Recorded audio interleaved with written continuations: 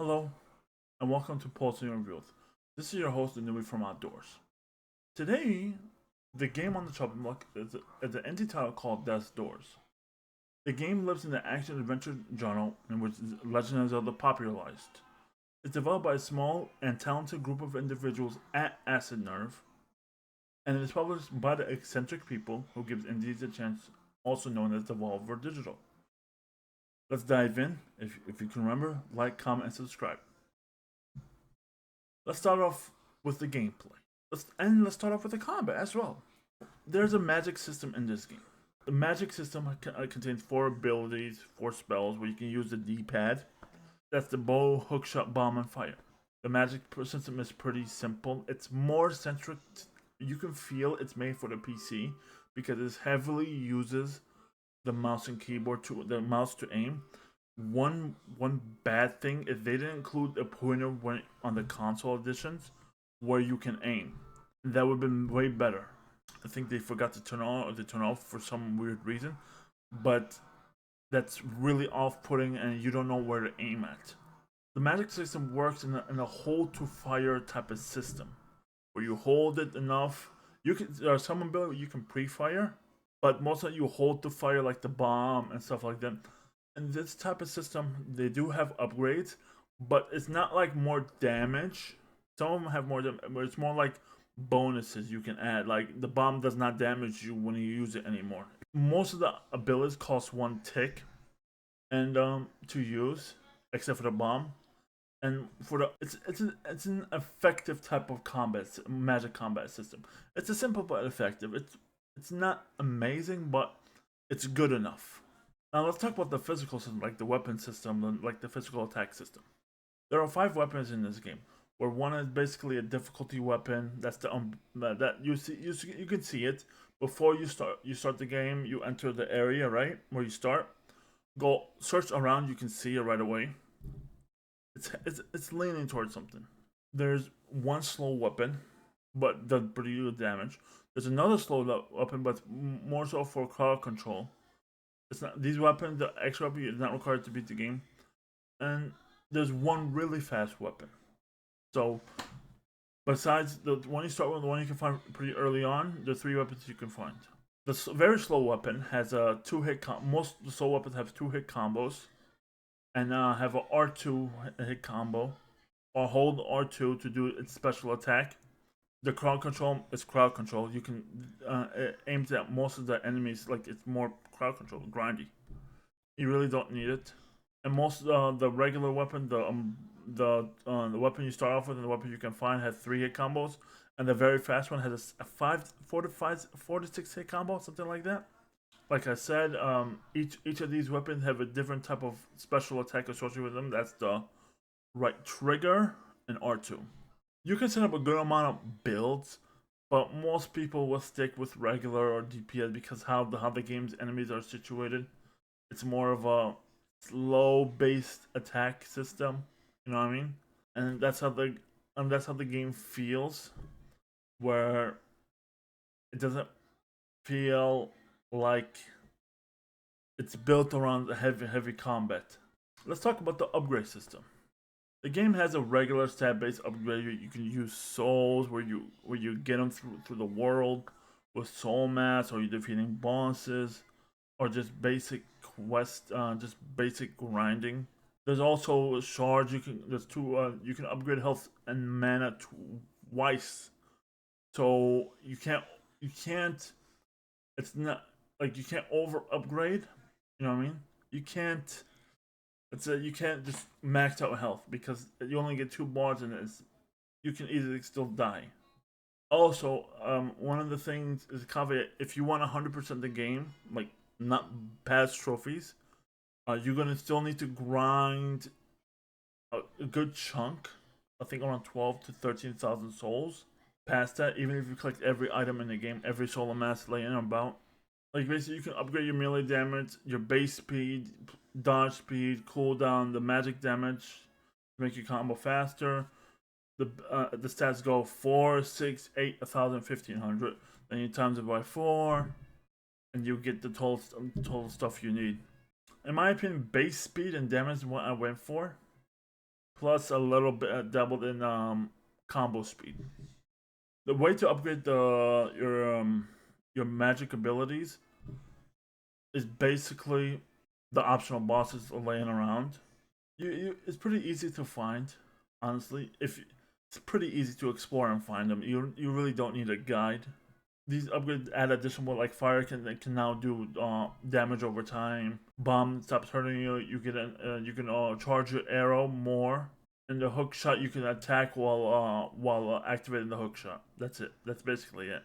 The collectible system is pretty useless, honestly. No, the collectible there's a couple of collectibles, not useless. Let me rephrase that. For the collectible system, there are 24 shinies, which are just random lore-based collect. Only one is needed. There's 50 seed pods where you find seeds scattered around. You can use it to recover life while you're exploring or right before a boss fight. This is one of the things required for the secret ending. 16 shrines to increase your health and mana by 2. Mass souls we talked about, give the 100 each. The 23 shinies has some flavor text. Only one is needed to access, and there are 7 ancient tablets you need to get the true ending. Yeah, this game has an interesting top-down system. Top-down system in which the camera moves in certain angles, but it's still pretty much top-down. The hardest part of the game were the adversaries and the annoying enemy waves. They're just too much, you know what I mean? Like, I think enemy waves should be used sporadically, not so much where it becomes annoying to progress. Like, I think by the start of the game, I just got annoyed by the amount of enemy waves I was facing. Like, I think even an hour to 2 hours in, I got annoyed by the amount of enemy waves I was facing, which it's kind of annoying. People don't like enemy waves. People like them in a certain types of locations, and they're used sporadically. You know what I mean? One thing I didn't like about the thing, I loved how the fact past the intro boss, the next 2 bosses had a way to stun them. After that, no other bosses has a way to stun them. And also the final boss, there's a way where you can dodge his laser by literally go to the top of the wall. Yeah, going to the top of the wall and dodging at the correct time. It just cancels his whole movement. I don't know what's happening there. And also, there's a furry boss that basically I killed him, and his projectile did not stop, did not disappear, did not destroy. And Unity it's called destroy. You destroyed this. It was not destroyed and just kept working, and I died. I did not realize it. Yep. In terms of gameplay, it built the foundation. It was just annoying. There's a lot of annoying parts to this game. I don't know why when you kill a boss, there's not a cutscene automatically. I don't know what's going on there. Yeah, I think I give the gameplay. There's so many annoying parts to the game, in my opinion, in terms of gameplay. Like the abilities were good. The level up, I don't mind.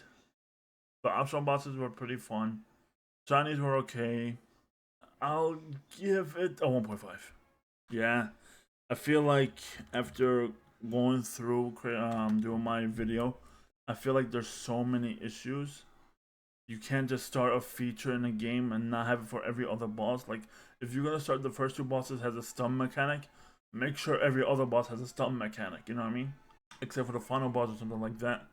You can't just start it the first and second boss. Both of these have. So I'm assuming every other boss has a stun mechanic, but the third boss didn't. And the third boss is the most aggressive boss. You assume it has a stun mechanic and use that to your advantage, but no. Yeah, I give it a 1.5. Let's talk about the story. I'm gonna say spoilers, of course. I'm gonna give the score early, which is a 1.5, and here's a timestamp to skip to pass the story section. The game has a pretty good start as any others. The game has lore where you can access after new ability gained via books scattered out in the Reaper Commission Hall. Once you enter the average chest with each area. The boss keeps talking about the deals with the Lords of Souls, except for the third boss. I feel like it's a good foundation You find out about a certain individual near the end of the game and what's happened to all these people becoming corrupted souls and stuff like that from living too long. Their mind starts devolving, and death needs to occur.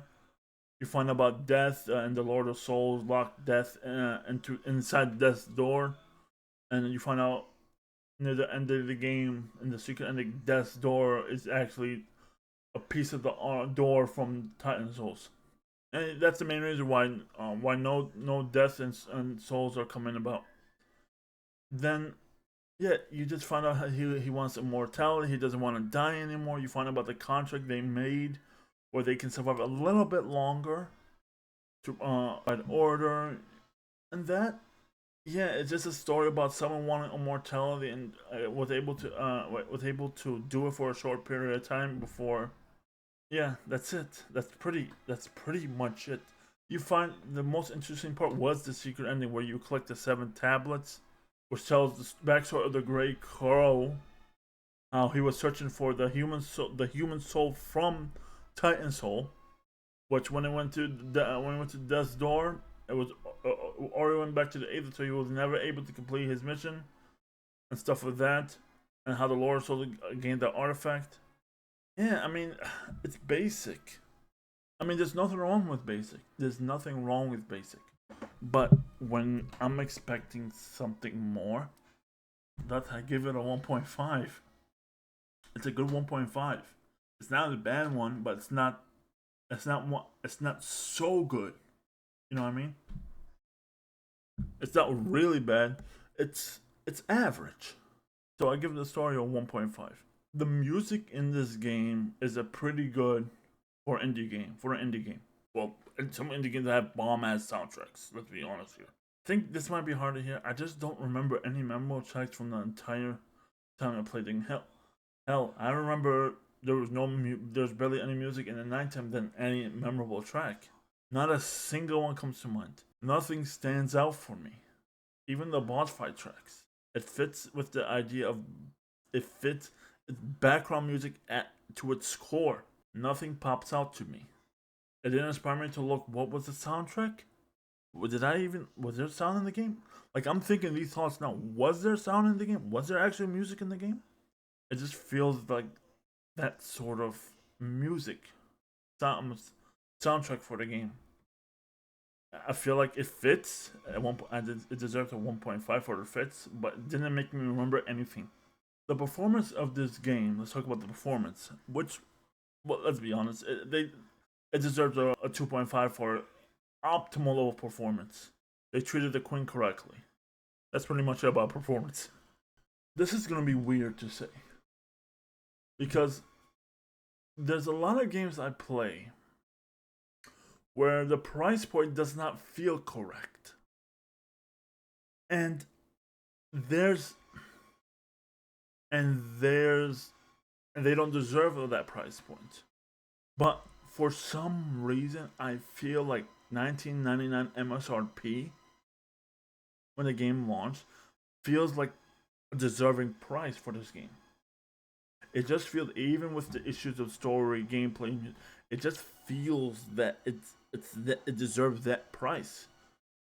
You're paying for the experience from that. You're paying for a new experience. It's a cool game. It's nothing extraordinary, but you're paying for an experience that you might never have. And I feel like it's deserving of the $19.99 price tag. It just feels that way to me. It's like it's hard to say, like, like it's not shooting for the moon. It's not shooting for $25. It's not shooting for 30. It's not shooting for 35. It's shooting for a good $19.99. And I feel that even with the issues of gameplay, even with the issues of story, even with the issues of music, I feel that it's deserving of that price. Nowadays, you can probably find it for cheaper for $10 on sales, but they know.